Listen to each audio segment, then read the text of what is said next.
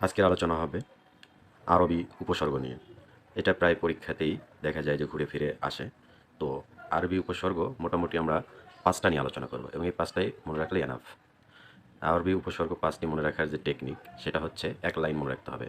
আম, খাসলা, গড়, বাজে। এক লাইনে মুখস্থ করব। আম, খাসলা, গড়, বাজে। প্রথমে আসি আম। উপসর্গটি ব্যবহৃত হয় সাধারণ অর্থে, যেমন আম জনতা, সাধারণ জনতা। আম দরবার, সাধারণ দরবার। খাস উপসর্গটি ব্যবহৃত হয় বিশেষ অর্থে, খাস মহল, বিশেষ মহল। খাস কামরা, বিশেষ কামরা। লা লা উপসর্গটি ব্যবহৃত হয় না অর্থে। লা পাত্তা, পাত্তা না পাওয়া। লা জবাব, জবাব না পাওয়া। লা ওয়ারিশ, ওয়ারিশে যার নাই। গড় উপসর্গটি ব্যবহৃত হয় অভাব অর্থে।